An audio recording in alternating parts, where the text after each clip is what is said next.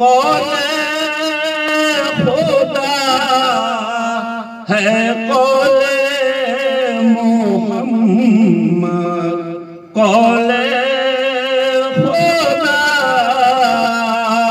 فرمانا بدلا جائے گا۔ نبی فرما دیا ہے کہ جس نے بھی اللہ کے گھر کو بنایا ہوگا اللہ اس کے لیے جنت میں ایک گھر بنائے گا۔ یہ گارنٹی کون دے رہا ہے؟ یہ نبی دے رہے ہیں، یہ رسول دے رہے ہیں۔ اسی لیے ہے قول محمد قول خدا فرمانا بدلا جائے گا، بدلے گا زمانہ لاکھوں مگر قرآن بدلا جائے گا۔ ہے قول محمد قول خدا ایمان نہ بدلا جائے گا۔ اے لوگوں ہوشیار ہو جاؤ، نبی نے فرما دیا ہے کہ جس نے بھی ایک پیسہ دیا ہوگا، ایک روپیہ دیا ہوگا، 100 روپیہ دے ہوں گے، 1000 روپیہ دیے ہوں گے، اللہ اس کے ذریعے سے اس کے بدلے میں جنت میں ایک مقام عطا فرمائے گا۔ کسی چیز کا معاوضہ کا ٹھیکیداری نبی نے نہیں لی ہے، لیکن نبی ٹھیکیداری لیتے ہیں، نبی گارنٹی لیتے ہیں، نبی یہ کہتے ہیں اور نبی وہی کرتے ہیں اللہ کی طرف سے۔ ارے نبی کچھ نہیں کہتے ہیں، نبی کون ہے؟ انا بشر مثلکم یوحا، میں تمہارے جیسا بشر ہوں، فرق یہ ہے کہ میرے پاس اللہ کی طرف سے وحی آتی ہے، اور جو اللہ کی طرف سے وحی آتی ہے نبی وہی کہتے ہیں جو اللہ کا حکم ہوتا ہے۔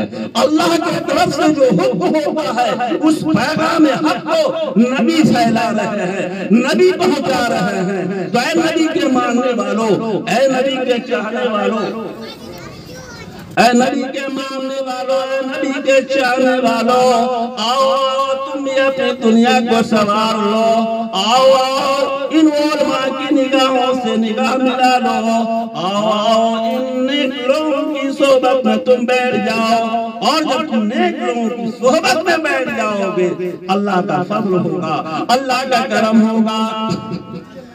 فضل رحمان ہر گھڑی درکار ہے، فضل رحمان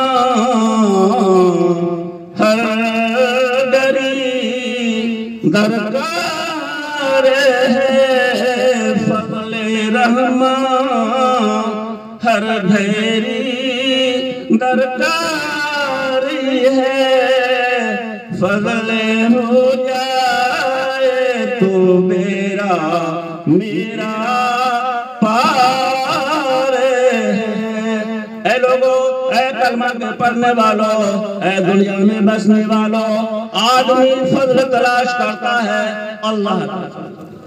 اللہ کا فضل تلاش کرو گے تو کہاں کرو گے؟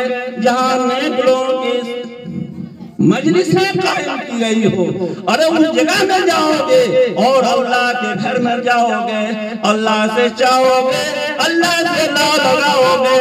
اللہ اپنے چاہنے والے کو کبھی محروم نہیں فرماتا۔ اللہ نے فرمایا فَاذْكُرُونِي، تم مجھ کو یاد کرو۔ اللہ کہتا ہے یاد کرو، اس کو یاد کرو۔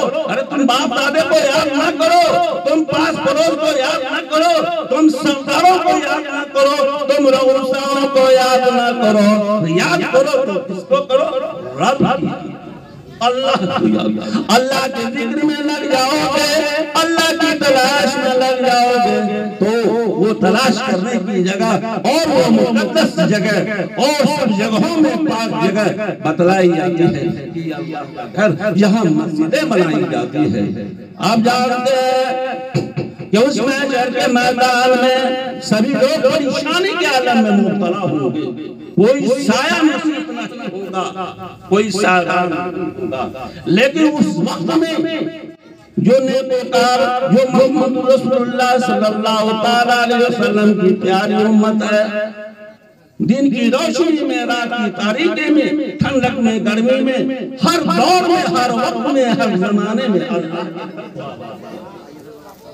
جب اللہ کے گھر کو وہ آباد کیا ہوگا، یقیناً یہ مسجدیں اس وقت ان کے اوپر میں سایہ بن، یہ مسجدیں سایہ ان کے اوپر میں ہو جائے گا۔ اے لوگوں، اس چلچلاتی ہوئی دھوپ میں، اس پریشانی کن جگہوں میں کوئی سایہ نہیں ہوگا، لیکن وہ چیزیں آپ کے سامنے میں اس وقت میں نظر آئے گی جس جگہ میں، جس مقام پر ہم اور آپ بیٹھے ہوئے ہیں، یہ اللہ کا گھر ہے۔ تمام گھروں سے بہتر، تمام جگہوں سے بہتر یہ اللہ کے گھر ہے۔ اسی لیے اللہ کے نبی نے فرمایا، جس نے دنیا میں اللہ کے گھر میں، اللہ کے گھر کے لیے ایک پیسہ بھی دیا ہوگا، ایک روپیہ بھی دیا ہوگا، جتنے بھی اللہ ان کو میسر دیا ہے، اگر اس نے اپنی حیثیت کے مطابق اس نے دیا ہوگا تو یقیناً وہ پیسہ جو ہے، وہ چیزیں جو ہے آپ کے حق میں اس وقت میں ثابت ہوگی جس میں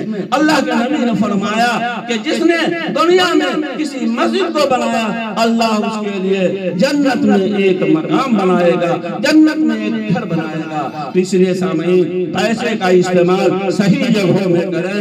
ان المبذرین کانوا اخوان الشیاطین، آپ شیطان کے بھائی نہ بنیں، آپ فضول خرچی نہ کریں۔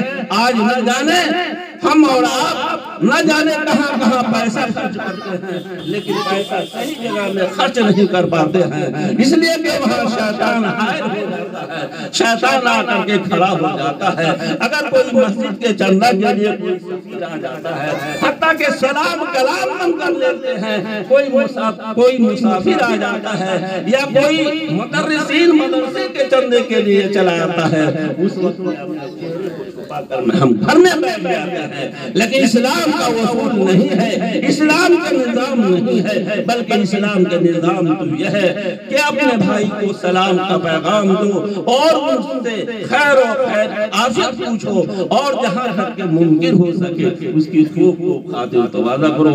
اللہ سے دعا ہے کہ ہم کو اور آپ کو، سارے جہاں کی مسلمانوں کو صراط مستقیم پر چلنے کی توفیق عطا فرمائے، اور سب کو نیک کام کرنے کی اور صحیح جگہوں میں پیسہ لگانے کی توفیق عطا فرمائے۔ وما علینا الا البلاغ۔